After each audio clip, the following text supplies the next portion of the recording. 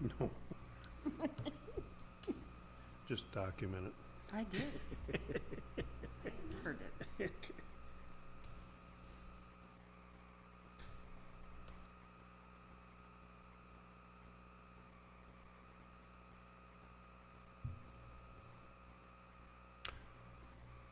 You ready?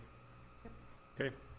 Good morning and welcome to the August 4th, 2020 Todd County Board of Commissioners meeting.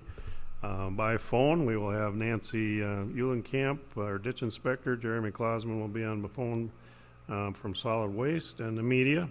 In person will be Denise Gaida, our auditor treasurer, Chris Pelzer, our coordinator, Jackie Ock, our HHS director, Sarah Ogren, our HR director, Rick Utek from Economic Development, and Mitch is here from Maintenance, and Jolene, the Assistant Chief Deputy Auditor, is also present. All commissioners are present. We welcome those who are viewing us online and hope that you can hear us. We're kind of setting in a different situation again this morning, so commissioners will not be wearing masks, so we have to speak and so forth, so the commissioners will not be wearing masks during the meeting. So please stand for the pledge. I pledge allegiance to the flag of the United States of America and to the republic for which it stands, one nation, under God, indivisible, with liberty and justice for all.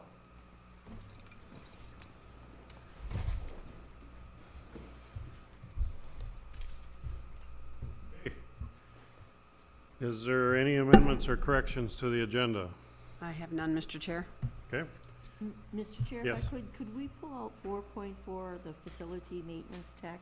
All right. I see Mitch and Sarah are both here, so, Okay. 4.4 will be removed for discussion. yes. So potential consent items, 4.1, 4.2, and 4.3. Is there a motion to approve those three? We should be a Approve motion the for the agenda. approve I'm the s- agenda. Oh, I'm sorry, did I miss that? Yeah. Is there a motion to approve the agenda as corrected? So move. Motion by Commissioner Newman. Is there a second? Second. Motion, second by Commissioner Becker. Discussion.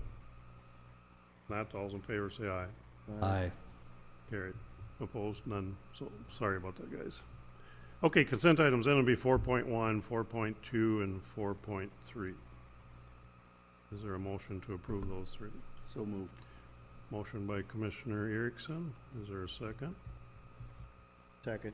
Second by Commissioner Kneisel. Discussion? If not, all's in favor say aye. Aye. Opposed? Carried. 4.4, Barb? Okay, I see Mitch is, you want to talk on that? Yeah, would you like me? Good morning, everyone. Morning. I just have one agenda item, and it is the facilities maintenance tech is the topic. The background is after interviews were conducted for the facilities maintenance techs, it was decided that Sean Carnes would be offered the position, and he has accepted the offer of a grade 7, step 7 at $25.61 an hour, which follows the standard increase for all positions. The options are to approve the budgeted request to hire Sean Carnes as the maintenance tech position, grade 7, step 7 at $25.61, or do not approve request. The recommendation is to approve the budgeted request to hire Sean Carnes as the maintenance tech position at $25.61. And I think the question that I've always had with this is the overtime, if you can split your time, so we do not see that Yep. overtime, weekend overtime, that's, and I understand snowing and some of those things are different, but it's that, Yeah, so we're gonna do the best that we can to minimize the overtime. Obviously, like I've talked before, sometimes we have emergencies and different things that we just can't predict, but we are trying to find a way to minimize the overtime within the department. Okay, any other discussion? If not, a motion to approve, please. I see the need for the position as stated, so I'll make the motion for approval. Motion by Commissioner Becker. Is there a second? I'll second. Second by Commissioner Kneisel. Any more discussion? If not, all's in favor say aye. Aye. Opposed? Carried. Thank you. Thank you. Thanks, Mitch. Yep. Okay, Auditor Treasurer. First item I have today is the auditor warrants. Background is sent for your review.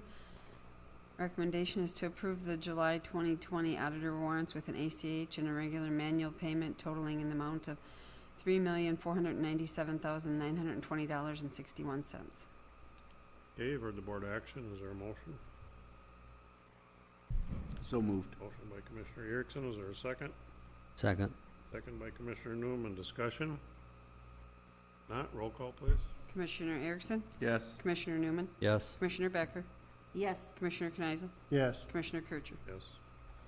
The next item I have then is the Commissioner warrants. Background is sent for your review. Recommendation is to approve the Commissioner warrants with an ACH and a regular manual payment totaling in the amount of $77,850.83.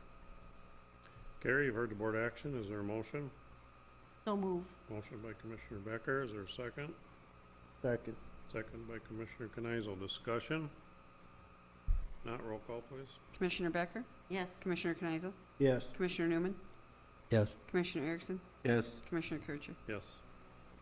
The next item I have is the Health and Human Service Commissioner warrants. Background is sent for your review.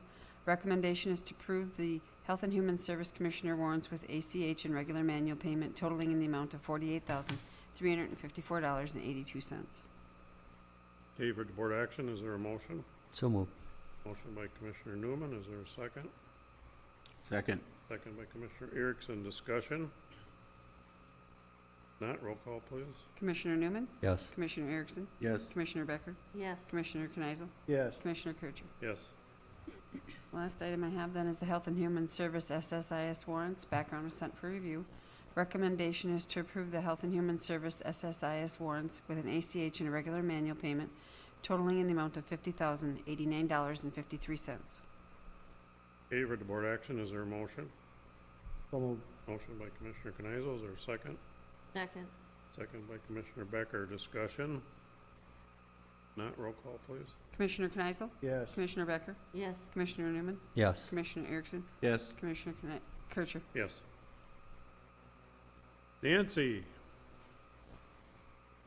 Good morning. Morning. I got two agenda items today.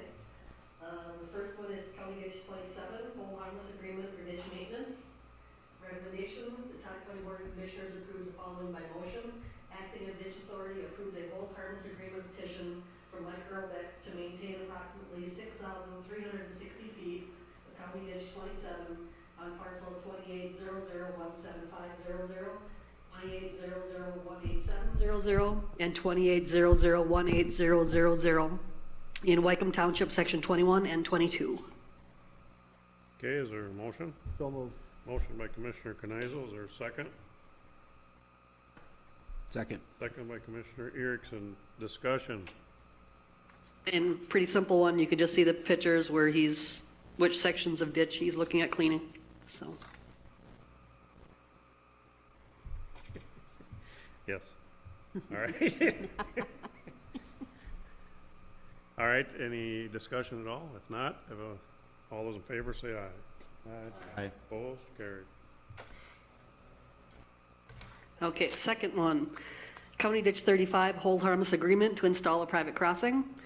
Todd County Board of Commissioners approves the following by motion. Acting as ditch authority approves a hold harmless agreement petition from Jeff Serer to install a 24-inch by 30-foot culvert for a private crossing in County Ditch 35 on parcel 0100344400 in Bartlett Township, Section 34.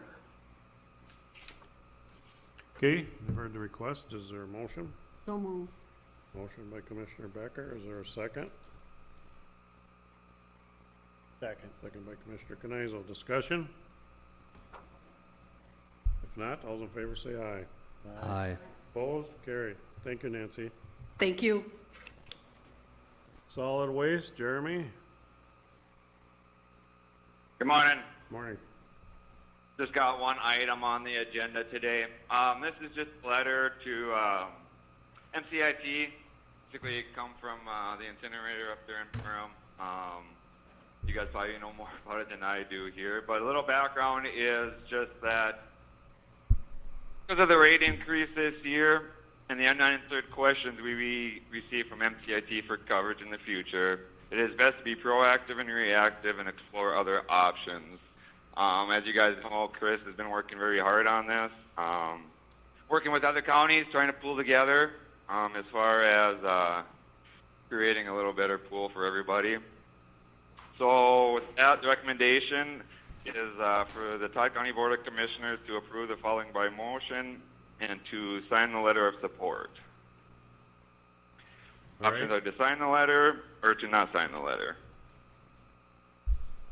Okay, would you like to have discussion before we, Mr. Chair, I can fill in a little bit. MCIT is gonna cost us like $380,000 more for insurance a year for that incinerator. And it really screws up our budget. So we've been out looking at trying to get quotes from other insurance companies and whatever. And trying to get all the facilities to get together so we got a pool, a bigger pool, you know, so we can get, and there's there's 4 incinerators, but there's also some other, like Washington County, I think, was interested in joining it. There's some other counties that were interested. So there's a lot of counties involved in this. And so this is just a letter, all of us, you know, saying to MCIT is that we're gonna look for something at other places. why is MCIT, is it raising the premiums or? Well, they can't get, what's that? Reinsurance or whatever, what is it? You know, a reinsurance, won't cover it. They need an underwriter or something. The underwriter, yeah, so they had to, this year they're covering it themselves, but, That's quite a price. yeah. Mr. Chair. Yeah, they don't know if they can split the property insurance, you know, from the general comp. You know, they don't, and they won't even know if they go let them do that either. Yeah. But they won't let one county do it already. I think it's Olmsted, if I'm not mistaken. Yeah, I think so. Rebecca? Yes, when we were down in the cities, I think, Chris, you were with us when we went to that MCIT meeting. Probably want to move your mic, Barb, a Oh, little closer to you. Okay. And they were talking about that already then, that they were having problems with the insurance part of it. Right, Mr. Chair, they did notify us that they were going to be able to do one more year. They were going to look at other options, but they were putting us on notice that it was just Yeah. for the year if they couldn't find something different. Yeah. Well, that's quite a price. And that's a good hit on the budget, so. And another option is if the counties, you didn't get insurance, and we just, if something happened, we'd Yeah. absorb it, or, you know, cover it. but. How many claims have been against Prairie? I think in the country, there hasn't been any, Yeah, that's what I was wondering. so. And all the other counties have signed this letter of support too, except for Otter Tail and Wadena. But they were, Zach was going to Otter Tail today, I believe, and then Chris was taking it to Wadena today. Okay. All right, any more discussion? If not, is there a motion to sign the letter of support? So moved. Motion by Commissioner Canizos, is there a second? Second. Second by Commissioner Newman. Any more discussion? If not, all's in favor say aye. All right. Opposed? Carried. Thank you, Jeremy. Thank you, guys. Health and Human Services? Good morning, Morning. Chair, Commissioners. I'm just gonna turn the mic around here. A couple board actions in front of you. First one is to approve the federal fiscal year 2021 energy assistant contract and internal controls.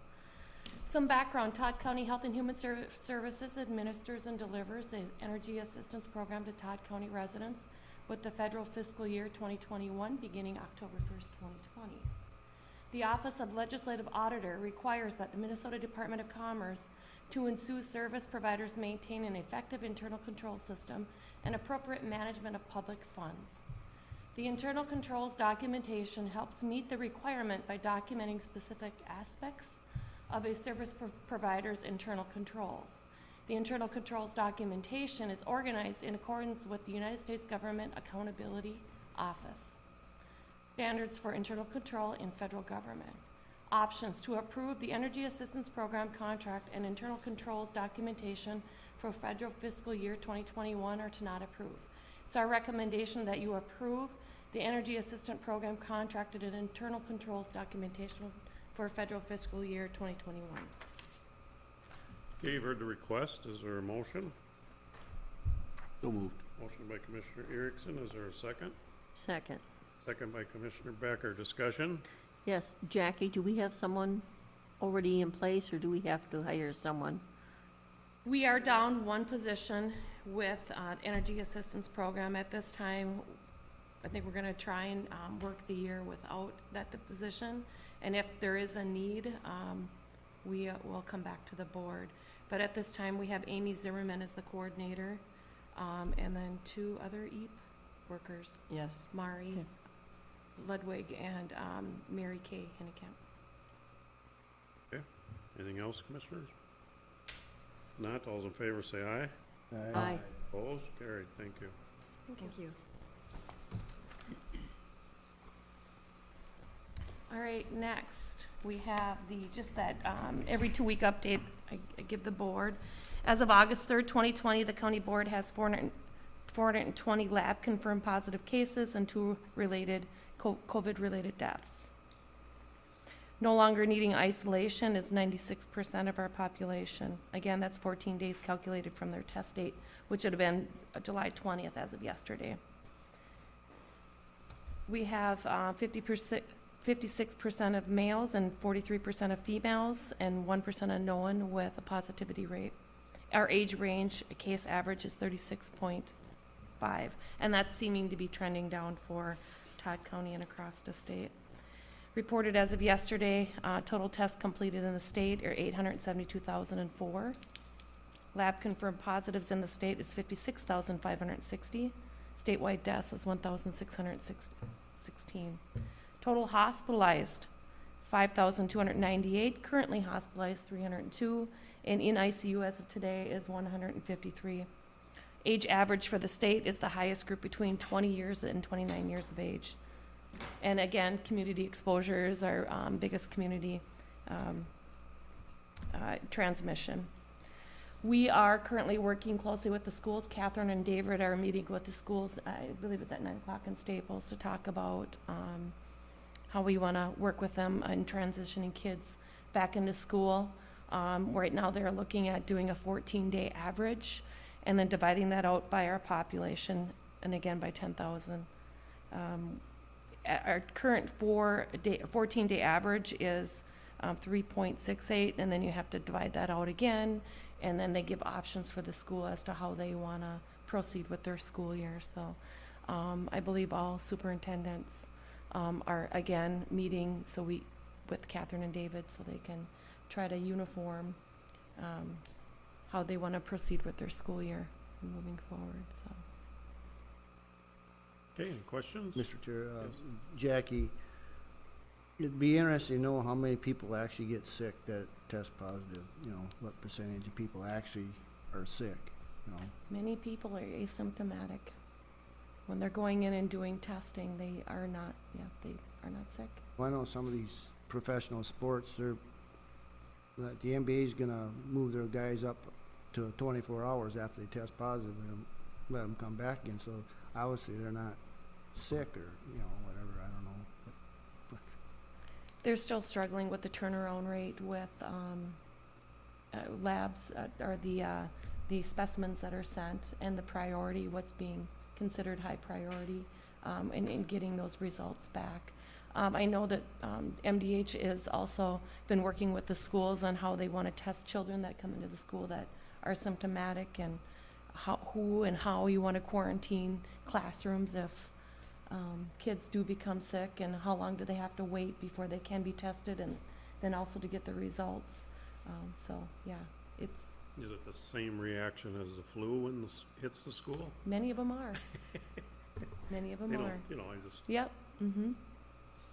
So MDH is also asking us to we talked about flu vaccine, and try and vaccinate as many people within our communities as we can with the flu, because they do exhibit a lot of the same symptoms as you do with COVID. So there will be some strategies on try to do a high vaccination rates with the flu also. no, the state has given numbers on that they've tested, or whoever's tested. Are they still doing the drive-by testing, or are they, I don't think up here they are anymore. Actually, I did talk with Misty Lemke yesterday, who is now Centric Care's emergency coordinator, and she said they still are doing some drive-through testing up here. I'm not sure where Lakewood or Tri-County is, if they're still doing drive-through. I thought I heard Tri-County had taken theirs down, and, I thought I heard but- some, yeah, I had yeah. one hospital taking theirs down. yeah. Well, the numbers that you've given us appears to me to be about a quarter, 50,000 to 800. 800,000 have been tested, 50-some thousand are positive. Mhm. That's about a quarter of that then, I think, if my math is right. So what is 800,000 out of our total Minnesota population? What's our? Gosh, Total Minnesota population is 5.7, isn't it? Million?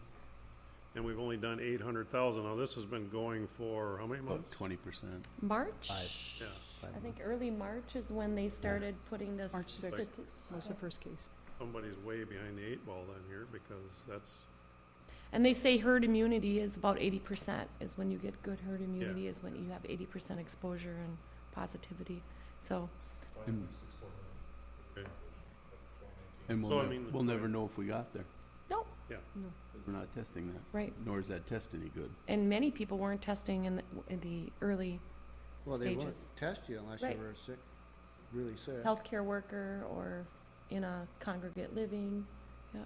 And like the test that's being done for blood, like if you think you've had it, is not a very reliable test. There isn't great reliability with Volunteer, that. they're asking What you is to go in and reliable volunteer, anyways, but it yeah. kind of senseless in a way because Sounds you like can't tell they're if you really making had some it or not. progress on a vaccine, but, you know, Mhm. see how that, And I think the numbers that you were talking about there for the statewide thing, Todd County is definitely qualifying for in-person school according to state standards. and, you know, we're looking at so that's gonna be, that 14-day average is gonna be always evolving. So it's going to change if our tests, positivity rate has gone up in the last week. So, it's gonna be teetering on in-class, you know, or remote distant learning, possibly the elementary in, the high school out, so. And each school districts can do differently based on the 14-day average, but their results are still the Todd County numbers. So Staples School District is gonna be in a unique position because they have, multi-county jurisdiction or within their district, but, you know, we have a lot of open enrollment too. And So, Swanville, Osakis, there's about 3, Bertha It's Hewitt's taken in some water. not units, or- simple No, to plan this out. Jackie, a lot of places are taking temps. Is that a recommended any longer or not, or? It is still recommended, but it's not gonna, a lot of people don't run a fever. That's not your first So it's not that symptom. reliable again? I could have a Okay. fever from something else too, I mean. Yeah. Heat. When you have high humidity outside, your temperature rises with any activity or heat as well, so, yeah. I think I saw that number this morning on that average, you're saying that 14-day average, I think it was 5.7 when I went through my emails this Yeah, morning. we calculated it out as of yesterday, and we're at 3.68, so the MDH is supposed to be updating those weekly, and they're not there yet, so. And then I think the in-person stays anything 9 and below, is that correct? Yep, yep.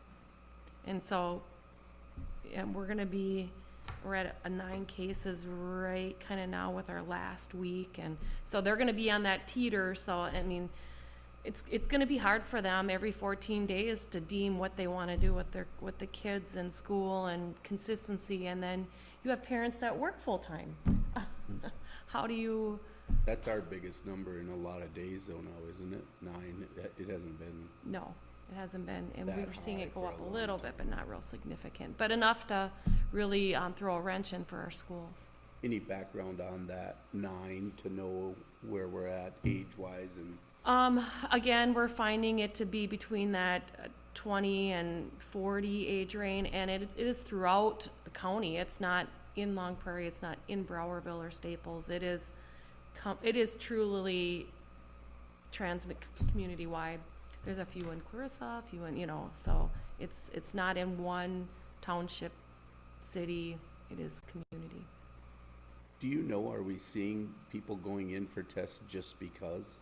I mean, I just want to go in and see if I've got it or not. I mean, or are they I- going in because they're sick, or what do you think? I truly think people are more going in and being tested if they're they sick, have because some they're kind of- still waffling on having enough reagent.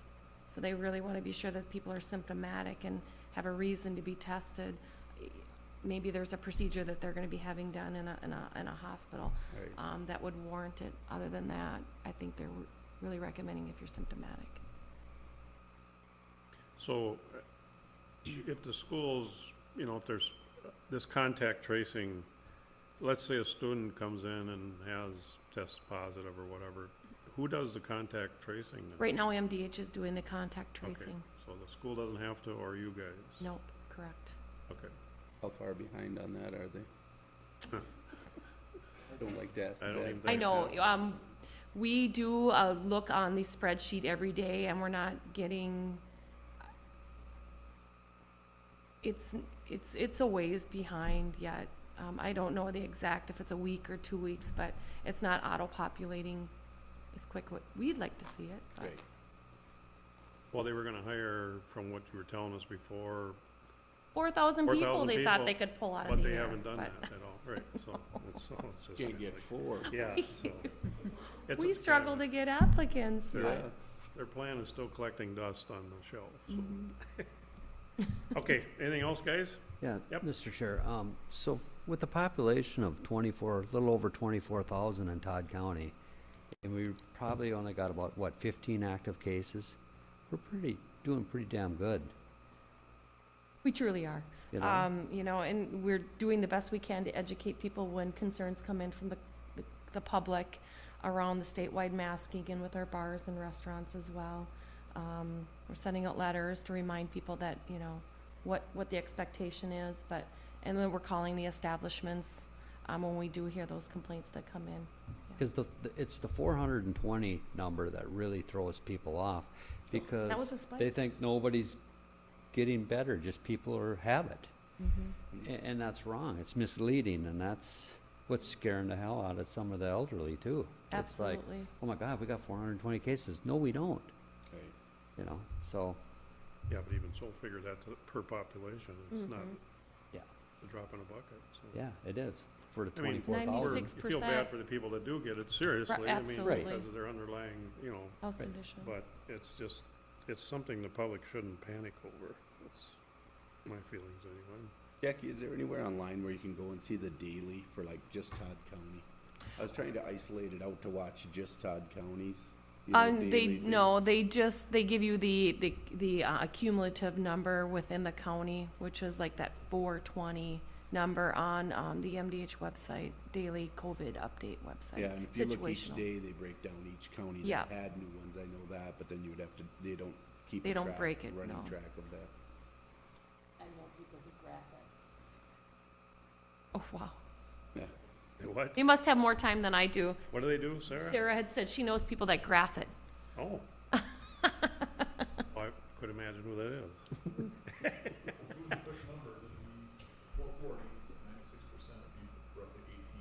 Yeah, Mr. Chair, actually, Health and Human Services is doing a really good job of tracking that timeline. So I think it's labor intensive to make sure that's up to date every single day. But if you look at the information that was sent out, I believe in an email through Catherine or possibly through Jackie, you can see that running daily total, and it is flatlined for the last 2 weeks. Yeah, Yeah, this last little bit of surge here was the first one that's went up.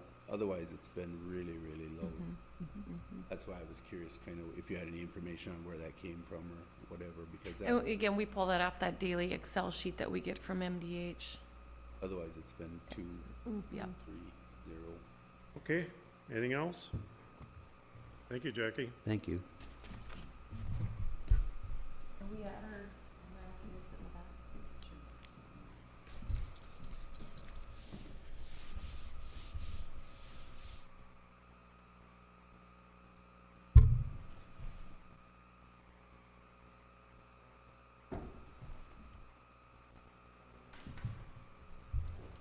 Okay, administration?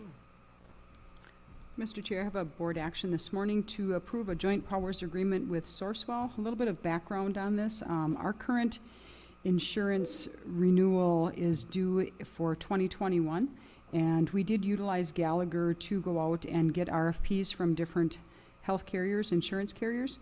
So the Todd County Insurance Committee reviewed proposals from several different insurance carriers presented to them by Gallagher. These proposals included plan and cost information from Sourcewell, Health Partners, Resource Training and Solutions, Blue Cross Blue Shield, Health Partners, Preferred One, United Healthcare, and PEEP. Both fully insured and self-insured plans were reviewed. The Insurance Committee has recommended the following 3 options to the board in this order. Number 1 is Sourcewell, which is Health Partners, and to not eliminate the $300 deductible plan. The second choice would have been United Health Plan, and the third choice was Blue Cross Blue Shield. And those are their recommendations, and the options are for the commissioners to decide on a health insurance provider. And the recommendation from the Insurance Committee again was to go with Sourcewell, which is Health Partners, and not eliminate the $300 deductible plan. And that would be a 0% increase. Mr. Chair, that is correct. For 2021, they came in with a 0 rate increase, and for 2022, there is a 10% cap. Okay, and we were trying to get a 3-year cap, weren't we? That is correct. We tried for that, and it's the market is just not allowing that right now. Okay. All right, commissioners, would you like to have discussion or move to accept the recommendation from the committee? I just have one question, Yes. Mr. Chair. Just in regards to that $300 deductible plan, is that something that somebody utilizes? I mean, I guess I didn't see in there the why we considered dropping it or not dropping it. Was there a savings or something? So, Mr. Chair, there was an option in 2022 to drop the rate to 9%. So we could just lessen by 1%, but we would have to switch to 2 smart plans and also lose the $300 deductible. And it just did not seem worth that. I seen that in there too and just didn't relate it to this, so. Yep. Good. Anything else? So we have a motion to accept one of those 3. I will make the motion to accept the one from Sourcewell Health Partners for a 2-year term with a 10% cap Right. on the second year. A motion by Commissioner Becker, is there a second? Second. Second by Commissioner Newman. Discussion? I can just say it helps our budget. Tremendously. And it gives us some time to look in the future too, being that we've got the second year, locked in and. So generally, we go for 3-year contracts with our unions. Is that what you were referring to, Barb? Yeah, So well, we will probably have an opener then, the 3rd year, or what? I'm not quite sure what that looks like right now. I think we would probably go back out for, Bids. yep, Bids. On the 3rd RFPs. year. Yep. Okay. And I think it is great that we are getting this next year at a no rate increase. Things are so very uncertain. We don't know where we're headed for next year with the budget, so this is very good information for us. All right, we have a motion and a second. Any more discussion? If not, all those in favor say aye. aye. Opposed? Carried. Thank you. Thank you. Rick, do you want to? Discussion on the CARES Act. Yes, so, Mr. Chair, I have put together some information, and I apologize for not having this posted online. It's just a constant moving target, and there's always new information coming out, so I will try to get information out as quick as I can, but this is what we have today. So from last board meeting, there was a request to have a timeline put together on how we are going to be administering the funds for the CARES Act CRF. So I did put together a timeline. You do have that in your packet. Looking at when we first started doing anything with the CRF, on June 26th, we certified to the state of Minnesota to receive the funding. The funds came in on July 2nd, and we received the $2.98 million plus the supplement for the 2 cities, Bertram and West Union. On July 21st, I did come before the board and we talked about what some of those allowable expenses are for use of the funds. On July 23rd, we had a department head meeting to get together all of the expenses that have been incurred due to the COVID-19 virus, just so we would know where we're at with the dollars that we have. And the department heads also came up with a potential list of programs and projects that might be of importance in mitigating risk and providing some relief through the CARES Act dollars. On July 29th, I did have a meeting with the townships, and we talked about the CARES Act. There were a lot of questions that came out of that meeting. Most townships did feel that the funding was great for our local communities. They struggled with how they would spend it, so I am going to continue to work with the townships to help them through that process. I am here today to just talk a little bit more about the funds. We have a couple of board actions that need to be approved to do some state reporting. We're going to talk about the Small Business Relief Grant Program that Rick has worked very diligently to put together for us, talk about some help for Rick, and then establish some committees on how we will talk about the different programs and projects that we are working with.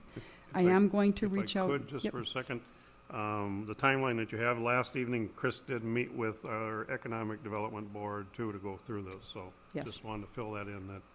That Ever changing. So went through this with our Economic Development Board, so at our meeting last night. So sorry.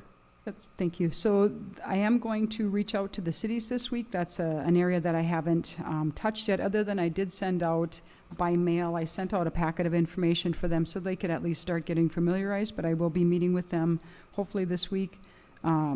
With the information that we're going to be going through today regarding the Small Business Relief Grant Program, we have a timeline in place of beginning to accept applications on August 10th and having that grant program run until August 28th, which you'll hear quite a bit about in a little bit. We would present preliminary information to the board on how many people actually applied for those funds. And then on September 15th, we would bring a board action before the board to allow the board to award those funds to go to small businesses. And then I have a timeline of September 16th through the end of this year where we will just be working our way through different programs to provide relief and different projects that we might want to take on within the county. And the deadline for the townships and cities, they are to return their unspent CARES Act funds to the county on November 15th, and any funds that the county does not spend will get returned to the state on December 30th. So that's just a real brief timeline. I will continue to add to that and change it and bring updates to the board as we get more information. So that's the first piece. The second piece that I wanted to, were there any questions on the timeline?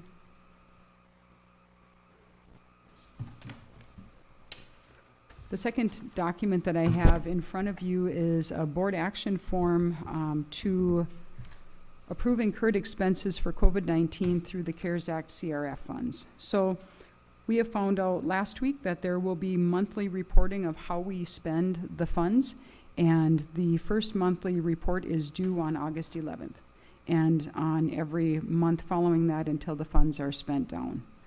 So this board action is really to pay out those expenses that we've had from March 1st through June 30th, and then also to authorize myself to submit funds to the auditor's office to be included in the reporting. So the background is Todd County has incurred necessary expenditures due to COVID-19 and is anticipating ongoing expenses through December of 2020. CARES Act CRF funds are available to cover these expenses. Monthly reporting of use of funds is required. The options are to approve necessary incurred expenses from March 1st, 2020 through June 30th of 2020 for CARES Act CRF reporting, and authorize coordinator to approve ongoing necessary expenses through December 30th of 2020, or to not approve, and the recommendation is to approve. Okay, you've heard the board action. Is there any discussion before we move on it? Mr. Chair, if I could just add, I did include a list of incurred expenses. These would be your very basic and necessity expenses. You'll see that they have a priority of high on them. This is how we collected all of the information from the departments, and when we see things that have a high priority and they're related to your basics of PPE, signage, some salary and wage information is included in there. We have mailings, very basic things. These are the expenses that I would like the authority to submit to the auditor's office. Okay, you've heard the request. Chris, when you submit them, then we will see something like this at board meetings, or what was submitted, or do we get a running total of what's happening? So what we have right now is this document that you say came off of a master spreadsheet, which is Yep. all incurred expenses, proposed expenses, and then programs and projects that we're coming up with. As these expenses go through, if the board wishes, I definitely can get this information to you. I was hoping just to simplify and kind of speed up the process, that I would not need to come to board every time with the expenses. No, and I'm not requesting that you come to board before you submit. It's even after you submit, if we just have a kind of a running total, Like this. just kind of like this, you know. Absolutely. No, and I agree that you shouldn't have to come to board for approval, but just so we have a way of keeping track of what's being Well, being we submitted. only meet every 2 weeks, it's pretty hard. It's hard. Yeah.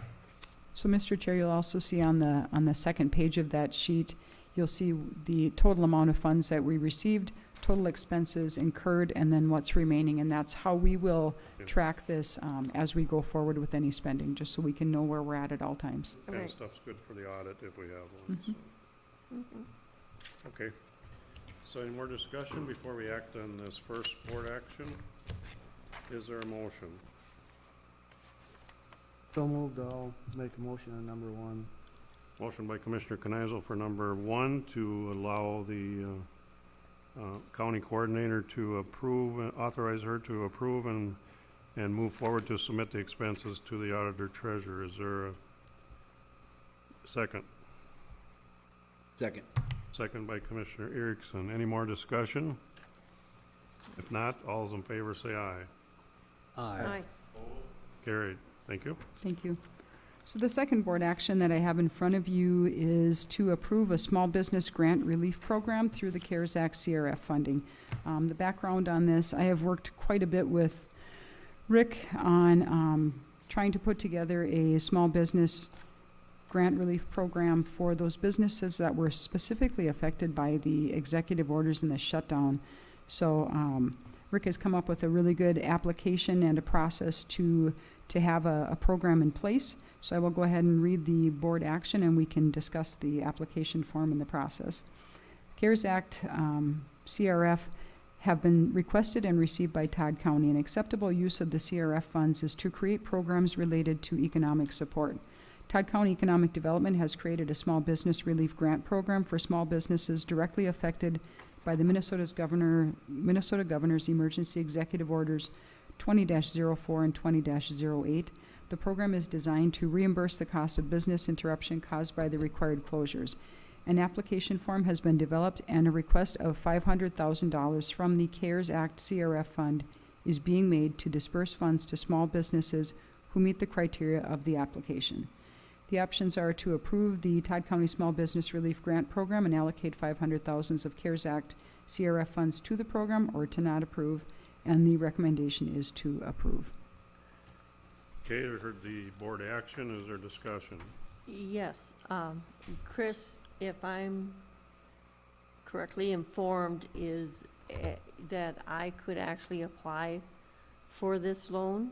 Is that correct? Because I've been Yep. owning a restaurant, bar, so therefore I will be abstaining.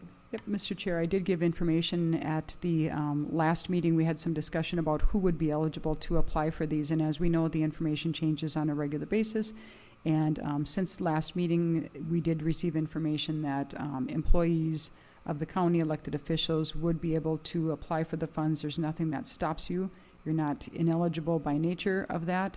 And I did also speak with the county attorney yesterday. He's with that same understanding. So in order to, if you were to apply for the funds, we would ask for you to abstain. Yep. Okay.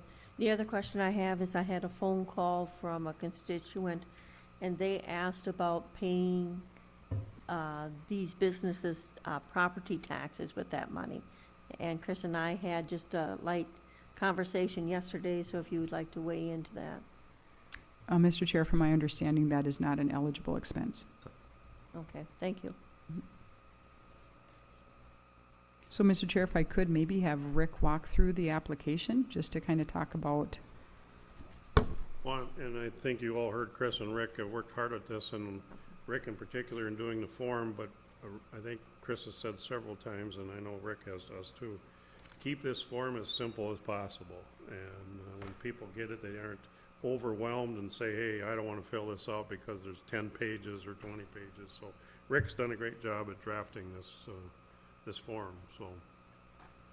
And some of the information on the form we've taken from parts from different counties, what they've done, so trying to find the best of what they've done. You want to pull the mic closer to you, Rick, please? Oh. Yep. Does that work? There you go. Okay. Business name, basically what we're asking for in the first part is business information, federal EIN number, Minnesota state ID, NAICS code. That NAICS code should be on your tax statements or from your accountant. And basically what it does, identifies a business right away, whether they're eligible or not. Contact email, and then just description of how the business has been impacted by COVID-19, briefly explain how you use the above funding and why you still need assistance. Let's see, expected use of funds, and then authorization to release information to the review team on this, and that the information is accurate. And then on the bottom, we have an accepted yes, no, and then reason why they're not accepted. On page 2, funding information, the eligible applicant received up to $5,000 in grant assistance. This grant application and other material provided are considered private data with the exception of company name and amount of grant award. And that's pretty common among the federal and state awards for COVID-19. Grant funds were used for business overhead costs, and if the third page has the attachment A, which covers a lot of those costs. And only one application per person, even if they own multiple businesses, one application per person. And then qualifying businesses, private for-profit businesses forced to shut down by the Minnesota Governor's Order. Private for-profit business with a permanent physical location in Todd County.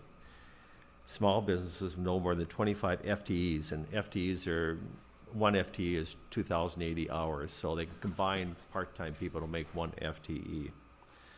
That would come into play for restaurants, things like that. Registered and in good standing with the Minnesota Secretary of State as of March 1st, 2020. Majority owned by a permanent resident of Minnesota. Demonstrate financial hardship as a result of COVID-19 outbreak, and that's where the financial information would come in to verify that. Self-employed or independent contractors having a permanent physical business location in Todd County would qualify, and that's, let's see, if it's a consultant and they have an office or wherever they're operating out of in the county. Non-qualifying businesses, home-based businesses, and that was pretty much across when the state lottery grant had that same language. Businesses that received a Minnesota Small Business Relief Grant are not eligible, and that was on a lottery, and we should have the information by mid-August, I believe, on that, or towards the end of August. Rick, can I interrupt you? On the home-based businesses, let's say someone runs a hair salon from their home, so that disqualifies That it? disqualified. If they were a, let's say, a business that has, or a hairdresser that rented a seat at a physical business location, they would qualify. Okay. But if I run a mom and pop thing at home, they don't qualify? Yeah, it's tough to do that. We kind of go by what the state has on this, and it's, I mean, you could include everything if you want to for all home-based businesses Yeah. then if you want, but it's, Is that something we could consider on the second round? yes. In fact, we're looking at a second phase and everybody that, add other people. In fact, even some nonprofits that got hurt. I just Small agree with nonprofits. Commissioner Kircher. I think you're shutting down a lot of people that actually had to close their businesses. Yeah, And I think that's wrong, because that's the ones that the really ones that should get hurt, yeah. reimbursed. Well, we could change it. That's up, you know, if it's up to you guys on this application. We could eliminate this? Yes. Okay, we'll consider that after you Yeah. end your, okay. And then register in good standing with Minnesota Secretary of State as of March 1st, 2020. Majority owned by permanent resident of Minnesota. Excuse me, go back to non-qualifying. I'll get back down to I'm those. sorry, I took that. A home-based business, we can look at that. Businesses that received a Minnesota Small Business Relief Grant lottery are not eligible. See, at $10,000, we felt that if you're lucky enough to receive $10,000 from the state, that someone else could use some of this money. Business that have a tax lien filed against with the Secretary of State, and also businesses that are not current with Todd County property taxes. Required information to be submitted, supporting documentation including income, expense statements for the second quarter of 2019 and 2020, business tax returns from 2019, documentation of expenses listed on attachment A. And then copy of the current filing in good standing with the Minnesota Secretary of State. And that's easy to get. You go on the Minnesota Secretary of State's website, you put up your business name, and it pops up. You just hit the details, and then you can print it off on that one. And then we will be taking these at a P.O. box instead of online. It's much easier to get the physical documents and then have to take and download them and make sure that everything's there. Well, and you have a signature too then, and Yes. whatever else. Original signature on the, that the information is correct and everything Well, on you're page gonna rent one. a separate P.O. box for this? Yes. Okay. Then attachment A are basically, all those are eligible costs as determined by for the COVID-19.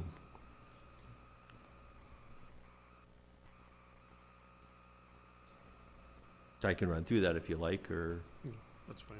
Mr. Chair, I just have one question in regards to it. So then, like, the people that you were talking about, like if they're leasing a spot in a salon, yes. really the only thing they have is lost wages during that time that they were actually shut down. Is that considered in here? I just don't see it listed. On those, for this, Chris, is basically just the ones that are eligible in cost, I'm sorry. or lost wages. Let's see, rent, mortgage payments for that time. Would be rent payment. Payroll costs incurred for employees in the month during that time, but yeah, it doesn't include that on here. Doesn't include, Include people lost Just wages. direct lost wages for the people that are self-employed. mm-hmm. Mhm. It doesn't say that, I mean, they just basically lost their wage. Yeah. So, Mr. Chair, if I may, there was also an example that came through from Wadena County, and it listed just an other, just so they could kind of give an explanation of what their hardship was. I mean, this shouldn't be an all-inclusive list. I would think that there may be some things that fall outside of this list. Would we put in other requests, what should I put? That the committee could review. So let's say I don't qualify for any of these, but like Rod says, I lost my wages because I had to lose my salon seat. Can we have, like you're saying, if you have another you want to give to the committee and they can review it, so, you know what I'm saying? You do other related COVID-19 expenses? I think there could be an other, and then there would have to be backup documentation Yes, for it. yeah, Yep. yeah. And the Please committee could provide request it. documentation. Yep. Yep.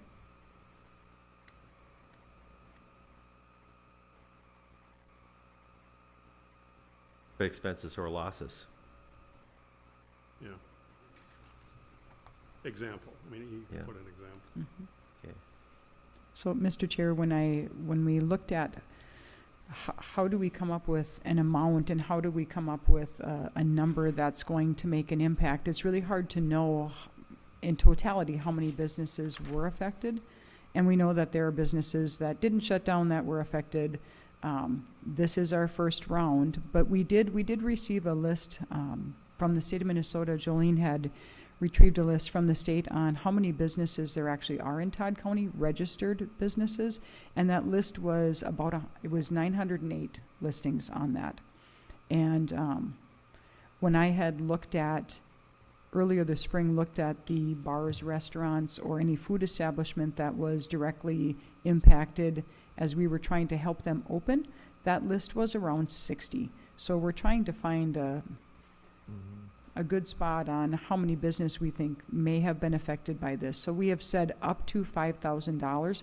So if we get over 100 applications, those grant amounts would be a little bit smaller if we'd want to get it out to all of them that applied and that are eligible.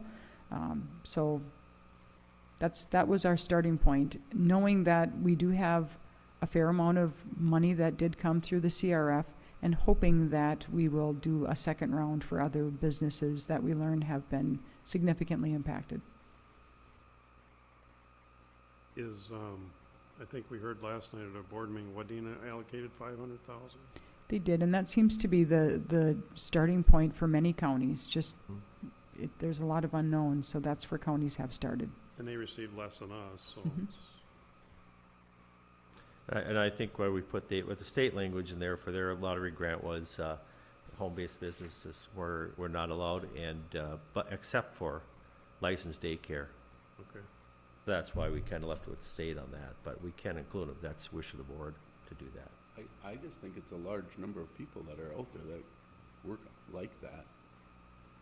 And they would have to qualify under having a business name and the EIE number, what do they call it? Right. EIN? If businesses had, well, let's say, if we did 500,000, we put all the money out at $5,000, those are 100 grants. Yeah. So it's not a lot out there as far as, Or would you rather leave them doesn't for go the far. second round?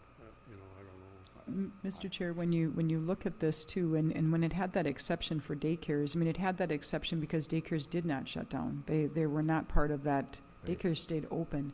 So They did. Yeah, but why did they say now they qualify then? If they, because some had to shut down because one kid got it, then they had to shut down the daycare. yeah. Okay, so what do we do first here now? What should we decide first? Whether we want to eliminate the home-based and? Yep. that would be a decision that we should make now on whether or not we want to include them. Okay, We could go through this round, allow those home base to apply, and just know that those grant amounts might be a little bit smaller than we anticipated. It's just really hard to know what those numbers look like how many businesses are there that fit that specific order, or those two orders. well, can we back up and the 500,000 that we're talking about, could this board say we'd like to allocate 600,000?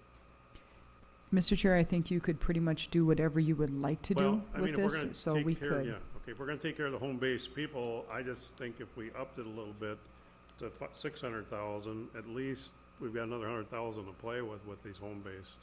I think we need to support that funding if we're gonna do it, so, just board members, I would like you to consider that, so. And if we didn't receive, it's hard to know if we'll receive 50 applications or 150 applications. It's really tough. So we may see that we receive 50 to 60 applications and we're spending 300,000 versus the 500. Mr. Chair, Chris, what happens with that money then? Does that go back? I mean, would you allocate what happens if you don't give it all out and It's still with us it until. stays with us, it evolves back around in the checkbook? Yep, it stays with us until December So it doesn't make any 30th. difference if you raise it, we do not lose it? Right, we're just helping the businesses more. Yes. so. Okay. Okay, what's the wishes of the board? I think that's a good idea, to raise that to 600,000 and include home-based businesses. You wanna make a You'll motion? grab another 20 people. I would make that as a motion if you want a Alright. motion. We have a motion to increase the allocation to 600,000 and to eliminate the non-qualifying home base, but put them into the qualifying. I'll second it. Second by Commissioner Kenizel. I'm not writing this down, so somebody got it. We've got it. Chair, I also believe I have to abstain Yeah, for this right. voting. And I think on this, we'll take a roll call. That will show that Commissioner Becker is abstaining, so. Any more discussion? Mr. And- Chair, I just have yes. one other question in regards to this, and it's just because I got calls on this. Kind of a unique situation. A person lives in one county, but works in the other county, and is a salon leases a spot in a salon, just like what you're talking, that would qualify. Yes, because Lives they, in one county, works in the other. Which one does she apply for? she applies for Todd, if her physical place of doing business is in Todd, she applies in Todd. If it's in another county, she applies in that county. whatever Because in it is. reality, her business base is where she lives, because they're self-employed. But she works in the county where she's leasing. That's where the double dipping could come in, but. Well, I'm just saying, Yeah. and they just wanna know where to go.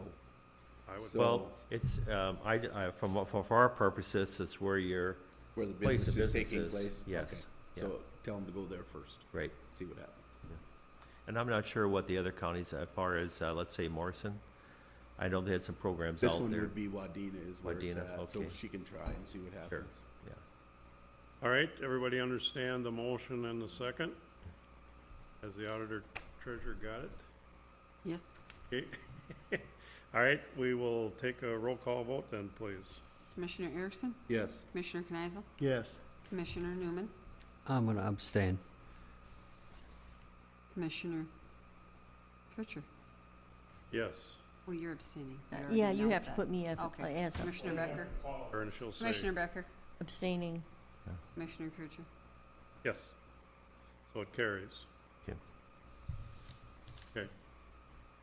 That would've got a little hairy if somebody else would've, I was stuck. Start thinking about it. Yeah, better. So, Mr. Chair, the next step with this would be that we would get out a press release announcing that we are going to be starting a grant program.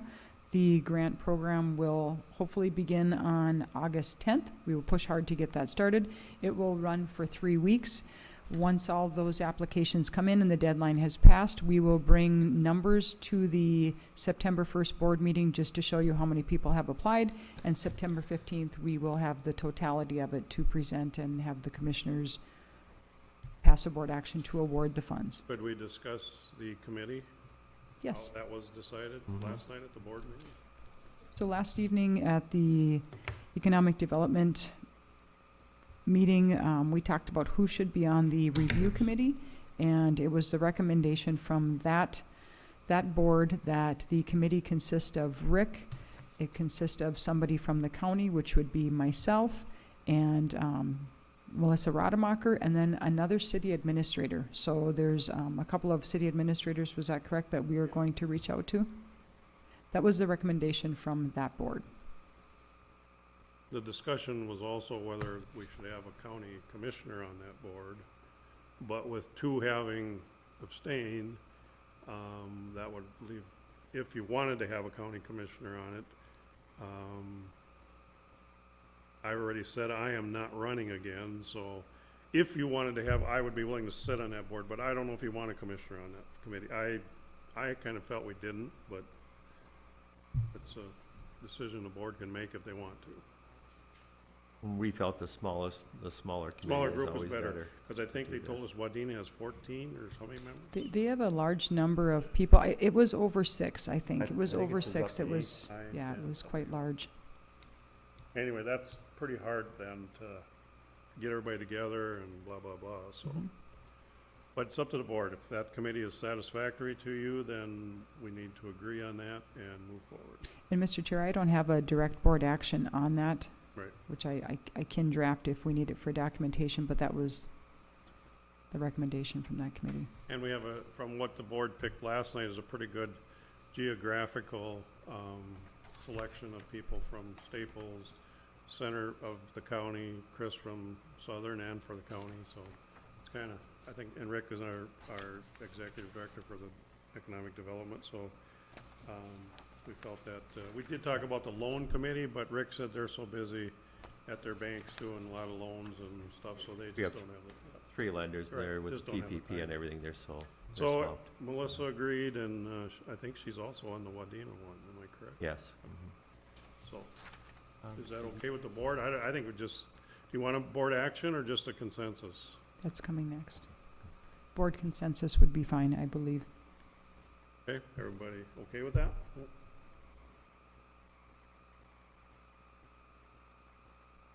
They're abstaining. We're Mr. Chair. abstaining. Oh, okay, it's agreed. Move on. Thank you. Okay. So the next board action that I have is Wait, I just thought of something. Okay. This committee, would they get per diems? Mr. Chair, we did discuss that last evening, and we thought that it would be realistic to provide per diems to the people who are taking part in We the need to do a in the board meetings. action, Okay. right? Yeah, are you just doing this right now today? You're not bringing it back, you're gonna do? Because you haven't had meetings yet. Right. We haven't had When does meetings the yet. app start? They actually start on August 10th, and we won't be reviewing them until the 28th. Well, you can bring it back at the next board meeting Perfect. then. Thank you. Probably help you out a little bit. You got a lot on the fly here. All right, but we can move on then. Thank you. Mr. Chair, the next board action I have is to approve to recruit and hire a temporary administrative assistant for economic development. And this goes hand in hand with what we just approved with the Small Business Relief Grant Program. Todd County Economic Development has created a small business relief grant program for small businesses directly affected by the Minnesota Governor's Emergency Executive Orders 20-04 and 20-08. The program will begin on August 10th and will continue through August 28th. Due to the additional workload created by this grant program, additional administrative help will be needed for economic development. It is expected that additional programs will be created to economic support until the CARES Act coronavirus relief funds are spent up to December 30th of 2020. So the options are to approve to recruit and hire temporary administrative assistant for economic development or to not approve, and the recommendation is to approve. And the funding source would be the CARES Act CRF funds. Economic Development Board did agree to this last night also, so, right? Yes. All right, you've heard the request. Is there any more discussion? Not, take a motion to approve. So moved. Motion by Commissioner Kenizel. Is there a second? Second. Second by Commissioner Newman. Discussion? Chris, can Randy and I, should we be abstaining from this, or can we vote? No, I think you can. I vote think on this is just support for economic development. it. Again, I think you mentioned that this is funded through the CARES Act. It is. Yep. And Mr. Chair, we would be looking to, whatever resources we have to find someone quickly for Rick to help with this process that's going to be starting very soon. We would look to Sourcewell if there's any assistance that can be provided there. I think Rick did reach out to them, and that's not looking so positive right now. But we would also look to Doherty Temporary Services, as we've utilized in the past, and just try to get something quickly in place. More discussion? If not, all those in favor say aye. Aye. Carried, thank you. And Mr. Chair, I have one final point of discussion. And I don't have a board action prepared for this. I'm not quite sure if it's necessary, so we can maybe get some guidance from the auditor treasurer if it's needed. But the next discussion point that I have, thank you, Rick, is the CARES Act committee assignments. So with the department heads working pretty hard, fast and furious on putting together programs that might be of importance and some projects that might be something the commissioners want to do, we developed teams within just our department head groups, and then from those teams, I looked at the projects that might be coming through, or the programs that might be coming through, and I tried to make those fit with our current committee assignments that are already in place, so we don't have too much of change going on. Because of the amount of money that we are working with, strategic and efficient government would include our finance committee, and I have a lead on that being Denise. And then Commissioners Becker and Kircher on that because they are already part of that. We do have some discussion because of economic development that falls under the community growth category. And I have Rick Utek as the lead on that, and then Commissioners Kircher and Kenizel. There may be some interest to potentially look at parks and trails, and if there's anything that we would want to look at with our county park. So I do have Commissioner Erickson and Newman on that. I do not have a lead on that, but I can work on who might be the lead as far as a department head. We do have a project or a program that we're looking at for solid waste, COVID related, that we are trying to mitigate some risk by having, instead of having so many people going up with their recycling to all the way to the solid waste facility, we're looking at potentially putting in some recycling bins down at the entrance, which would alleviate just people being up in the solid waste area. So that project is going to come forward, and it made sense that that would be Commissioner Kneisel and Commissioner Newman with Chris McCon heading that up. We already have a facilities committee with Commissioner Becker and Erickson on. And then the next one we have is community safety, and there's a lot of different committees that are assigned to that community safety group already. And just to kind of speed things along, I've broke that down into community health and public safety. And on the community health side, I have the lead as Jackie Ock, and then I have Commissioners Erickson and Newman on that committee as a suggestion. And then on the public safety side, which would be led by Mike Wisniewski and also Steve Ock, I have Commissioner Becker and Kircher on that. And then anything else that doesn't fall within any of the programs or projects that we are looking at, whatever they don't fall into will go into that miscellaneous temp category for discussion and either be brought forward to the commissioners from that group or will be passed on to another group within. So for an example, looking at the public safety side, if we wanted to do any type of a grant program or provide any type of relief to EMS and maybe partner with some of the townships or partner with the cities or maybe just do it by ourselves, that discussion would take place within that public safety group.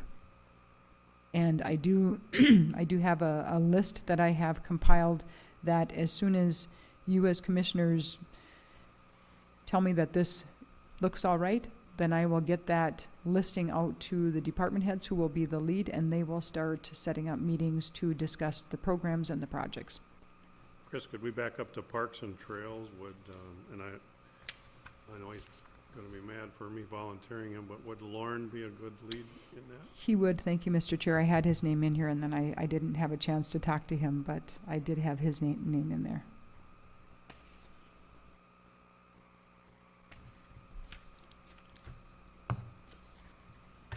So the other category that I didn't really slate anybody for, it's growth and contribution. And in that category on our committee's list, that's where Central Minnesota Council on Aging and TRICAP fall into. So that doesn't necessarily have to get decided today. These things are changing all the time, so we might find something that fits directly into that category. But at this moment, I didn't have anything, so. Well, Council on Aging is Randy, and I'm on TRICAP, so I don't know who would take the lead unless it'd be Jackie. But So there are some programs that we are discussing that would be revolving around food delivery. So that growth and contribution might be an area where we might want to talk about that specific program. Okay.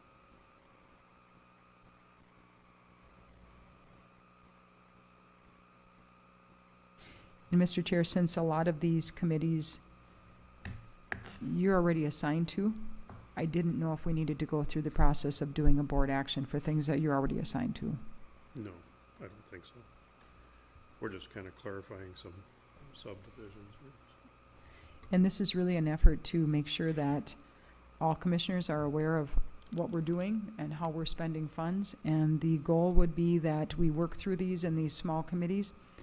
Those small committees make recommendations to the board just like we do today. So when facilities has a project, they make that recommendation to the board. That's what we will be doing.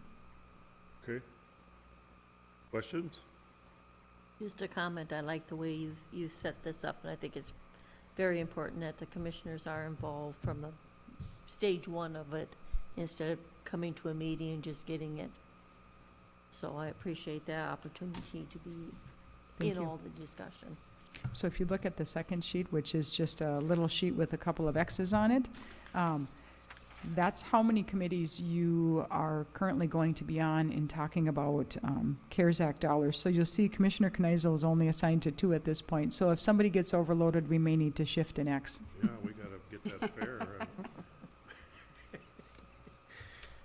Just wanted to try to be fair. That's all I have. Okay. Questions? Okay, anything else? Chris? Thank you. All right, that was a lot to cover. Thank you for the hard work on all of this. Rick, thank you. I think we're moving forward probably really smoothly on this. always gonna be some bumps, but, I think we're well organized. I appreciate how everybody works together and getting this orchestrated, and that, we don't have to bring a lot of politics into this, so we just move forward and do what we gotta do, so, thank you. Okay, gotta find my agenda. Okay, anybody have any reports? Yes, Mr. Chair, if I could, just to let the other commissioners know that we have been having some meetings with the Lake Shamana group. Chris has been involved, Nancy's been involved, just so you realize that that has been taking place. They wanna dump more water into Todd County. Yes, they do. Okay, Just a little bit. Denise, did you have anything? I do not. What? I do not. Oh, couldn't hear you. Okay, anybody else? I Randy? have one question. How are we doing on our census Oh, countywide? Anybody know? Mr. Chair, I do not know, but I can reach out. Would you please? Mm-hmm. I thought I seen something posted somewhere on Todd County overall and townships. I don't remember where it was. Kinda went to There the, is something out there that breaks it down by the county, Yeah. the city, and the townships. Okay. I think Brown Prairie that I'm in was 61 point. Percent. that kinda went to the wayside. Nobody even talked Yeah, about it it. just, yeah. we But need I to. heard that they were going to try to conclude the census by the end of the month. I think they extended it. I just heard, just like last night or something, that they were trying to make a cutoff date, so it's taken care of by fall, which I thought was very unusual. So it's something we should be watching, yes. Well, as a board, we urge people to fill out their census material and get it back, so it's Yeah. critical for our representation, so. Yep. And our funding. Mhm. So, all right, if there's nothing else, I will recess the meeting until August, what? I have to look it up. I don't have my calendar. There. August what? Is it the 5th? 18th. All right, we are recessed. We'll take a little break and then we'll have work session, so.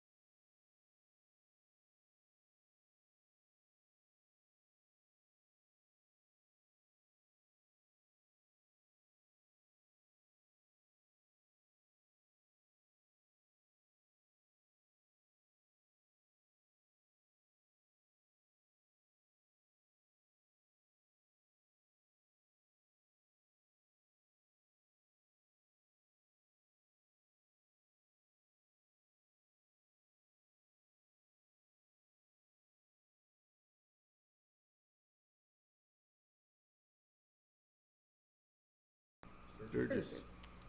That's a lot of masks. My child will be working there. Oh, goody. I think we'll be picking up masks from here to Sturgis in the ditch. Get out of Minnesota.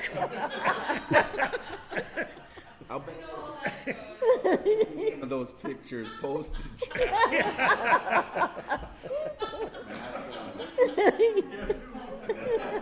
Okay, so Mike has started the recording, or the, Okay, sorry.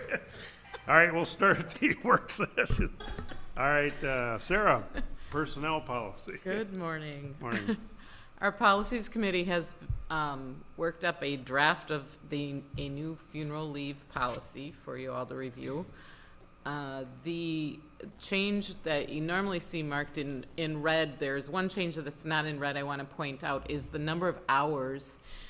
According to personnel policy, all of these relationships are 24 hours of funeral leave. And so the Policies Committee is proposing 40 hours, 24 hours, and 8 hours based on the relationship the employee has with the person. And this more closely matches our union contracts. Okay. Discussion? If not, is there a motion to, no, we can't do that, sorry. So you'll bring it to next board Discussion? meeting? Yes. Thank you. Are you ready for budget? Yep, we'll start. We didn't realize that was gonna be set up this way, so she just ran down to get you guys copies. But Okay. anyhow, well, we can, we're- Mr. Chair, we can probably even just turn to view it too. Just this, yeah, that's fine. Well, these two have to turn around. We're just gonna do a review of the budget, that we had some key expense factors for 2021 that we were considering when we did the budget process. Those being the open contracts with unions, negotiations to be held this year. So those kind of left a blank line for us. Health insurance, at the time we were doing this, it was pending approval because the opener was going out, finding out today that now you acted on that 10% savings will make a big difference on this. Capital building improvement projects, the solid waste transfer facility, public works workshop, and the Todd County maintenance building, the various projects that facility does.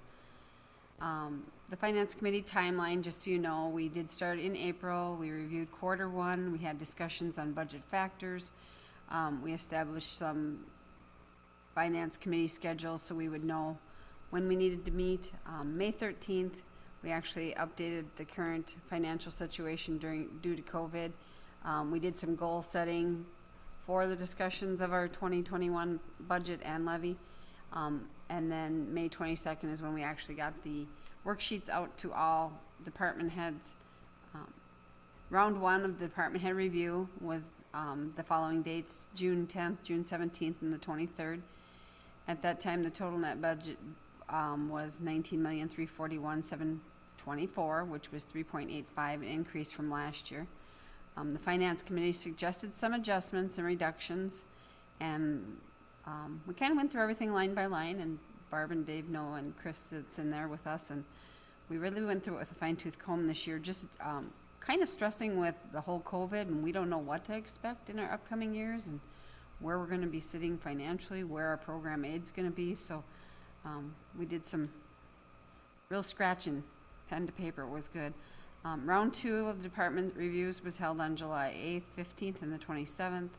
At that point in time, we got the total budget to $18,812,687, a 1.01 increase from last year. So we were working hard. This just kind of shows the overall preliminary budget as of 7/27/2020. We are showing that our total budget is at the $18,812,687, which is a 1.01% increase on budget world when we're talking budget dollars, which makes the local levy the 5.82. You're going to see that we were able to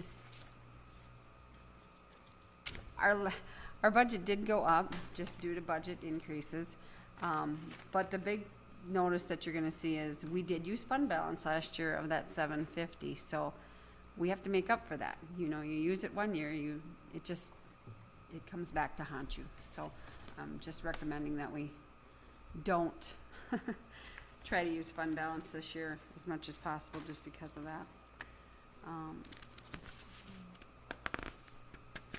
August 4th, now we're here giving you the update.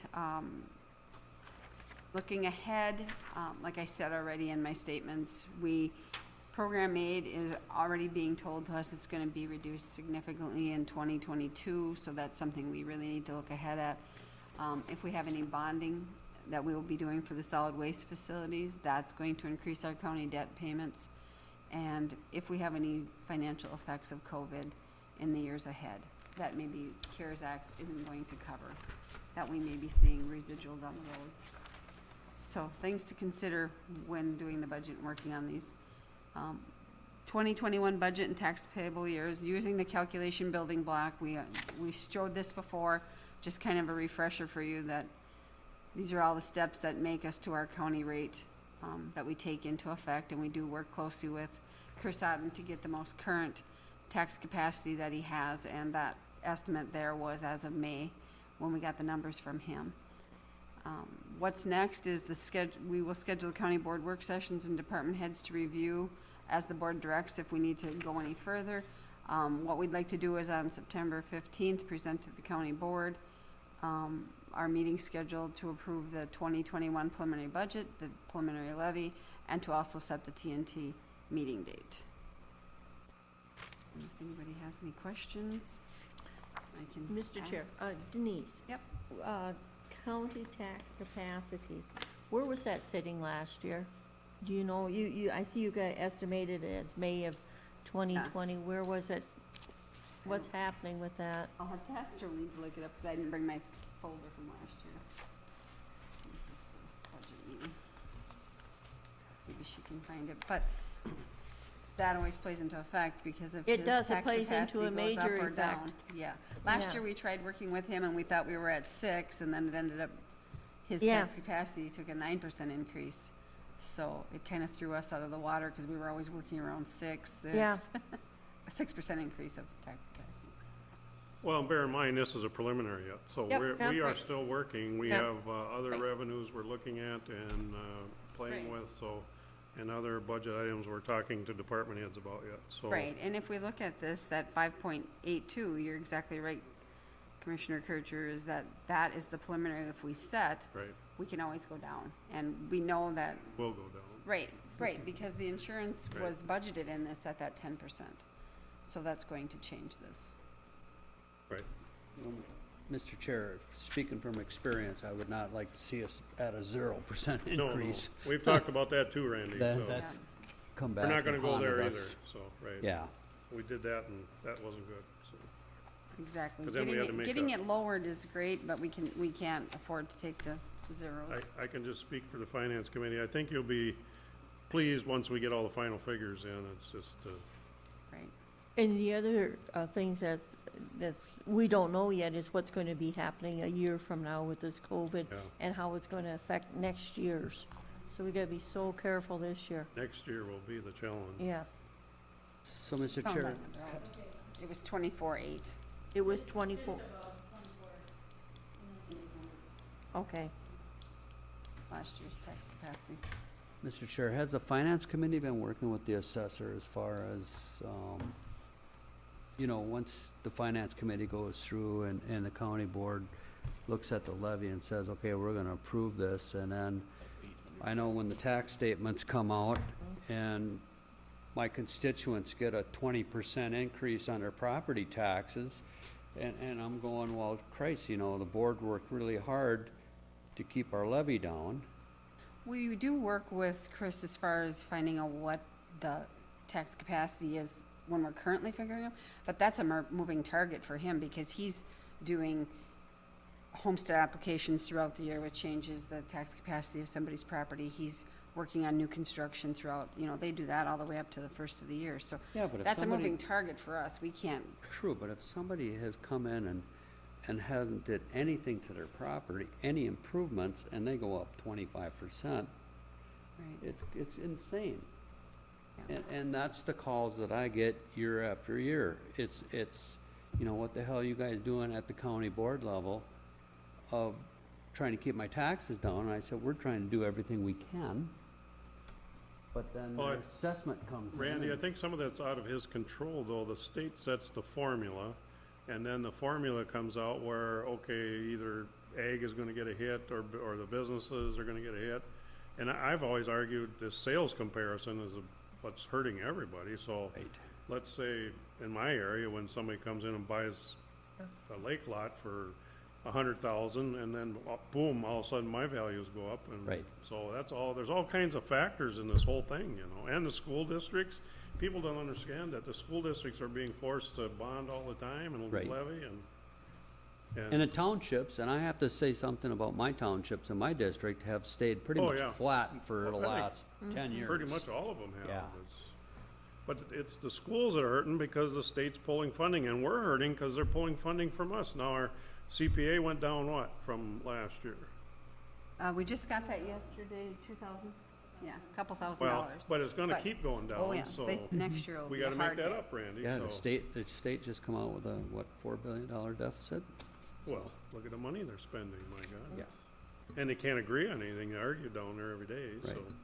Yeah, it's a tough thing, Randy, to fight, but I think I can say, and I'm proud to say, this board does everything they can, and with our auditor treasurer working and our department heads, they don't come in and, they've been pretty agreeable so far, and we've been, And we've been cutting, and we've been, Yep. like I said, we went through, this is a year where we went, like I said, every little line item. If somebody had something that they had in their budget and hadn't used it, or showed a significant use in the last 4 years, we did an analysis. we just take it If out. you didn't use it in the last 4 years, let's take it out this year. Yeah. If it's justifiable that you need to use it in the next year, well, then we'll look at putting it back in.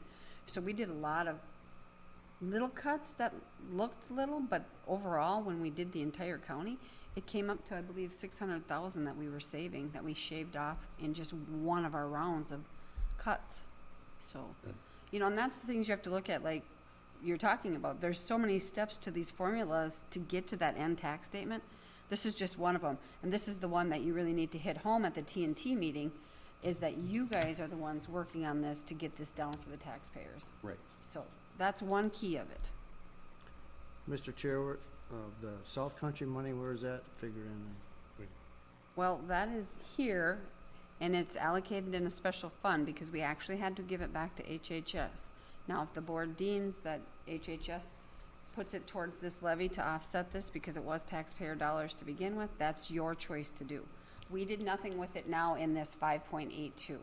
It is just sitting in account that it's Becky's here. agreed that her fund balance is good. Good. So we could use that money to offset, which it is taxpayer money, so it's Yep. coming back to us now, so we need to put it to good use. Mr. Chair, I think we also need to just kind of keep in mind too that we might have a bonding project with solid waste, however that turns out, so. Right. Well, the bonding, plus we're gonna have to, come up with some cash on Correct. that too, Mhm. so, or bond at all, but, anyway, see what the legislature does for us. Okay, so anything else, Denise? No, that's, just wanted to show where we're at. Do you have another meeting planned or set up for us, or? I don't believe in our schedule. No. No, not Not unless you right now? wish, but we were just gonna roll with this because it's just preliminary. You can, after this is said, you can work at cutting it down or allocate where you want that. And then we'll work in that insurance number moving forward. Well, I'd like to have one more finance committee Okay. meeting, so we can talk a little more. Yep. Okay? Sure. But wait till, not this week, next week or week after. Well, when, primary's coming up, ain't it? Yeah. So wait till that's all cooled off and then we can, Okay, all right, that would be great. Thank you. yeah. Anything else, commissioners? If not, have a good day, week. We'll see you whenever we meet.